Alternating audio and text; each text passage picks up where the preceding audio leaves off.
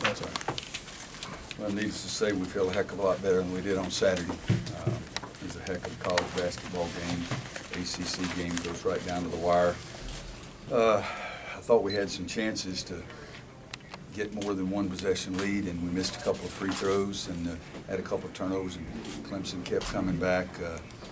They were really something. The Blossom game starts off the overtime with that jump hook to his left shoulder, which we know is his favorite movement. We still couldn't stop it, but I was really pleased with Joel Berry, except for the turnovers. He had two crucial turnovers that you don't like, but man, oh man, did he make some big-time shots for us. There's no question about that. Kennedy was big on the backboards, 10 offensive rebounds. Rebound margin 51-32, and second chance points 23-3.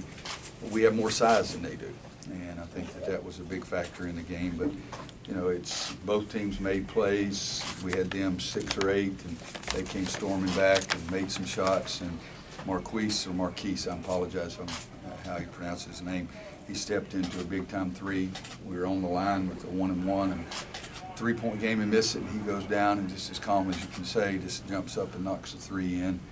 And then they miss a free throw with 5 seconds to play, and we go down, and Joel gets a very tough shot, but it would have been fine for that one to go in. But Joel Berry's shooting, Kenny Williams made a big basket for us in overtime, and after Justin had missed a 1-and-1 and Kennedy had missed the second shot, a 2-shot foul, then or 1-and-1, then Kenny stepped up there and made 2 big free throws, and then Kennedy made a big play on out of bounds to throw it deep for us. That's all I got. Kenny's done some good things for you, but it seems like in overtime he really asserted himself. Yeah, you know, he missed one right in front of our bench, but he made the big one. I think he made the first basket or the second basket of the overtime after they had taken a 2-point lead. He came up with some loose balls. He has 4 rebounds, only 1 on the offensive end, but you know, he stepped up, made the 2 free throws, and made it look like he'd been there and done that before. Considering some of the struggles that Kenny's had shooting the ball lately, to hit those 2 free throws in that situation has to be awfully big for him. You know, he's been struggling a little bit. I think 2 for his last 17 from 3, and tonight was 1 for 3. The one he made was big for us, but one of the other jump shots was right inside the 3. But no, he was working extremely hard on the defensive end of the floor too, so I was very pleased to have him step up and make the foul shots. Well, what can you say about the toughness of your team after Saturday? Yeah. And then a lot of shots didn't go down. I mean, you missed a lot of layups, but they still hung in there. You know, the shot chart, we had a ton of them right at the basket. I mean, Kennedy's 10 offensive rebounds, half of them his own misses from 6, 8 inches. And I told him that was the only thing. I'm not going to get that excited about 10 offensive rebounds when you're 5 for 14. But no, we missed some shots right at the basket. Isaiah couldn't get it to stay down either, and then gets 5 fouls, and we'd like to have had him in there at the end. But, you know, we went to Brandon in 7th, didn't get much time tonight as they normally get. Luke didn't get as much as they normally get, but I kept asking Joel if he was all right. And it's been a long time since I've had anybody play 41 minutes, but to get 31 points on 19 shots, it's pretty good.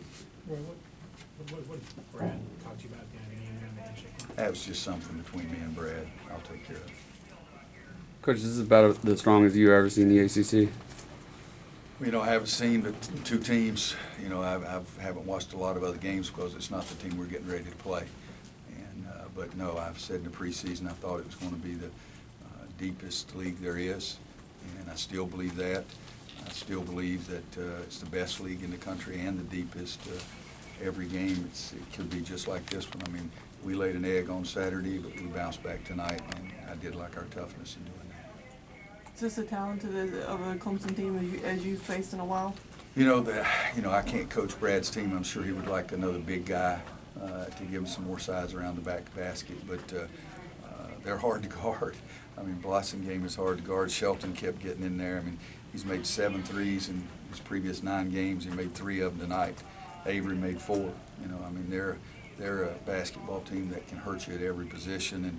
And City, 8 rebounds tonight, 5 on the offensive end. He's the best offensive rebounder in our league. So they're a very good team, and Marquise gives them 17 points off the bench, and I think he had 21 or something like that on Saturday, and they went over Wake Forest off the bench. So Brad will have to tell you that, but they can play at a much faster pace than they've been able to sometimes in the past. I'll tell you one thing, they guard you. I mean, they guarded us so far better than anybody's guarded us all season long. We had so many times it got down to late clock, and we didn't handle that very well. So we got a lot of work to do, but their pressure was really good. Roy, what kind of emotional lift did Joel's three-point shooting during that 6 or 7 minute stretch in the second half? Well, I think at that point in time, it was the only person who was scoring, so it was big for us. And, when you do that, it shows some toughness, because he didn't play very well on Saturday. He missed a bunch of shots. Steve helped me 3 for 13 on Saturday. Sometimes it goes in, sometimes it doesn't, but he made some big baskets tonight, boy. And a big assist early in the overtime period to Kennedy, too. He had 19 out of 23 points at one stretch. Did you ever think he was out of range? I mean, he kept seemed backing up and making. Well, the one he made right there in front of our bench was deep, but I've seen him shoot from there. I don't think he shot one any farther out than that. It wasn't Danny Green heat check kind of thing. It wasn't that, the way Danny did that night. But, I told him, I said, be the great player, you can't make those 2 turnovers in crucial situations. And he made some bad choices, but one of his turnovers, and he goes down to the other end and makes a big-time defensive steal. He just cuts right in front of the guy and gets a steal. Anybody else? Thanks, Roy. Thanks,